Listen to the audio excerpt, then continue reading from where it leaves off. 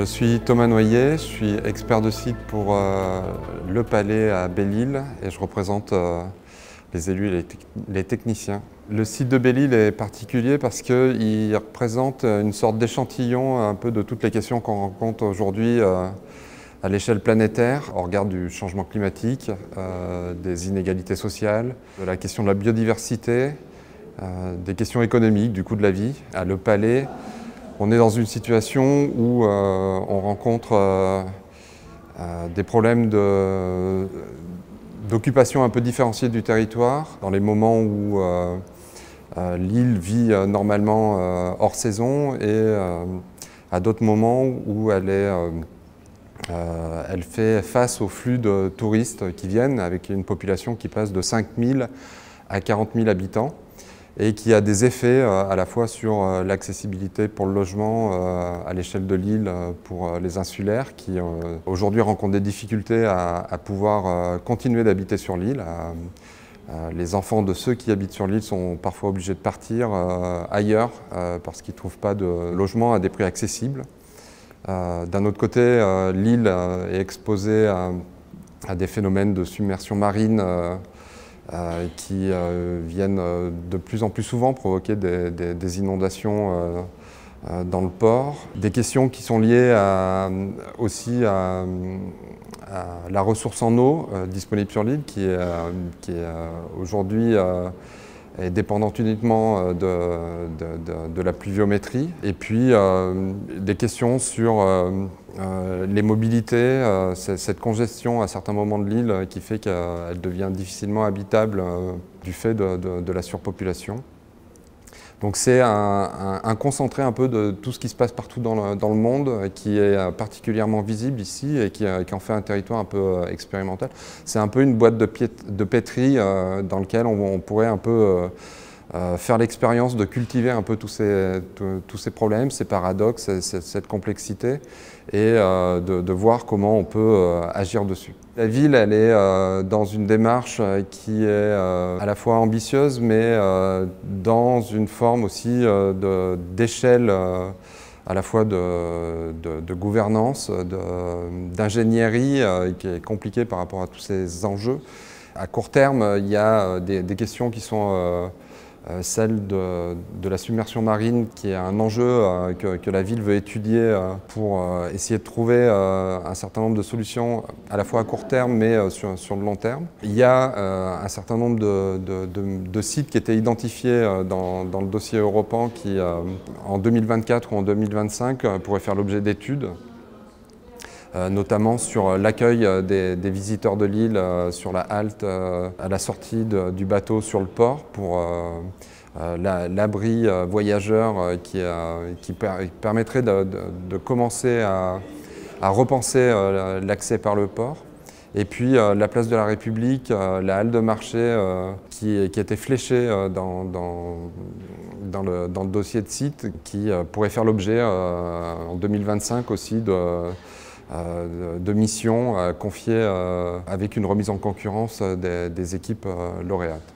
La ville de Le Palais a été un des sites qui a stimulé un peu toute la démarche Europan 17 dans les différents échanges qu'on a eus au préalable, dans les forums préparatoires, avec un très fort engagement. Ça a conduit à proposer un dossier de site très ouvert, qui reprenait un peu toutes les questions que la ville était en train de se poser, notamment dans son dossier d'orientation, de revitalisation territoriale, son ORT, avec 80 fiches projets qui constituaient une grande diversité de projets possibles et on a eu beaucoup de réponses. C'est un des sites qui a fait l'objet du regard de nombreuses équipes et qui ont permis de mettre un peu en récit ce foisonnement de projets que la ville portait. Et les 3 équipes lauréates peut-être ont été choisies parce qu'elles réussissaient un peu à fabriquer ces récits qui manquaient un peu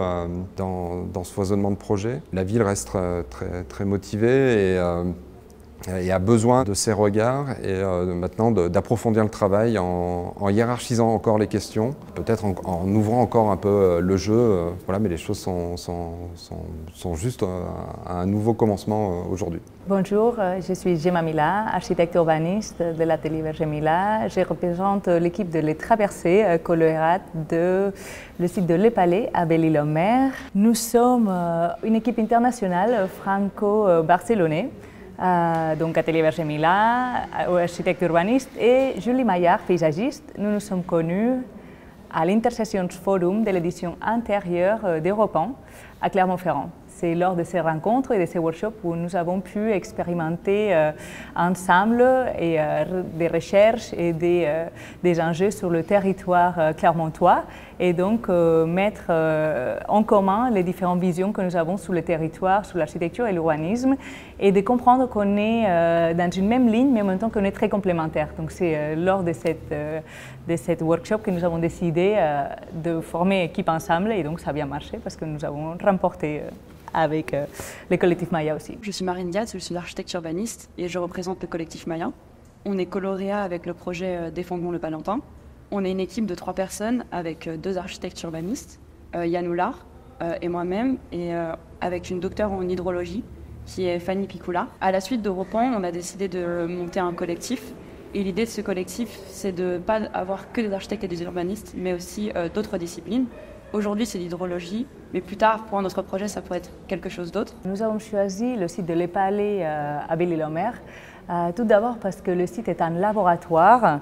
Il incarne des sujets que nous menons la recherche depuis longtemps, tels que la sécheresse et aussi les paysages culturels. La ville de Les Palais et l'île de Belle-Île-en-Mer semblent un paysage figé par une carte postale et finalement c'est quelque chose qui depuis sa genèse, non? Cette île depuis sa genèse, elle est en constante transformation et d'autant plus avec l'anthropisme et les changements climatiques que nous vivons aujourd'hui. Et donc, nous avons décidé de faire ce site parce qu'il incarne donc ces sujets qui nous portent. Et en fait, c'est aussi cette insularité qui convoque le transescalaire parce que nous avons de la toute petite échelle certains sujets qui sont très spécifiques donc à la ville de Les Palais qui se situe entre les paysages de cette île. Et en même temps, par le fait qu'il soit une île, nous sommes obligés d'aller jusqu'à la biorégion pour comprendre en fait les sujets des mobilités par exemple et des ressources qui ne sont pas du tout forcément juste dans le site de Les Palais. D'autre part, et finalement, c'est un territoire qui nous est cher parce qu'on le pratique depuis longtemps. Nous avons déjà intervenu en tant qu'architecte et nous sommes ravis d'y retourner pour faire des projets qu'on accompagne aussi avec une vision urbaine et paysagère. Avec Yann, on a regardé tous les deux séparément les fiches de projet et on est tombé d'accord sur 3 projets qui étaient les favoris. On avait Fleurance, Le Courcy et Le Palais. On avait une préférence pour Le Palais. Et je pense qu'en fait, cette préférence, elle est due au fait de notre quotidien. On habite tous les deux à Barcelone et on a retrouvé en fait des thématiques qui étaient posées dans cette fiche de projet, qui sont le tourisme de masse, la fragilité en ressources en eau potable et aussi le paysage autour de la mer.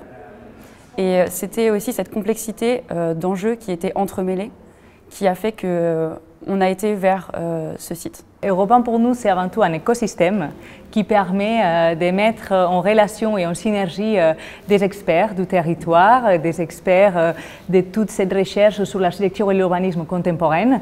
Et donc nous nous inscrivons dans cette démarche. Europan est aussi une plateforme qui permet de faire de la recherche par les projets, donc de pousser au-delà des projets, on va dire, factuels, la recherche des enjeux contemporains d'architecture et d'urbanisme pour une fabrique de la ville contemporaine.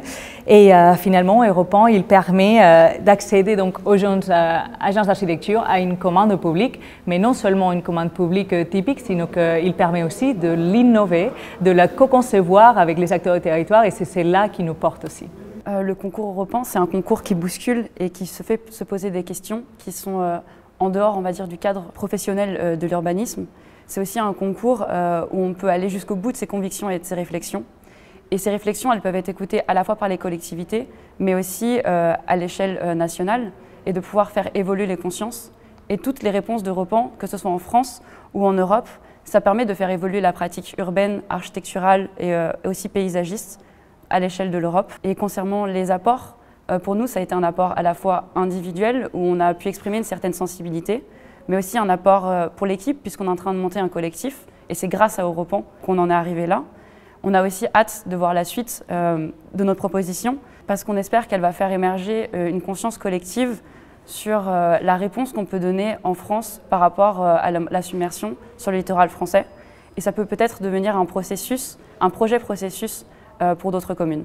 Et si on sort, on va dire, du cadre d'Europan, on espère que pour la suite, ça va nous amener de nouveaux projets et de nouveaux concours pour faire grandir le collectif.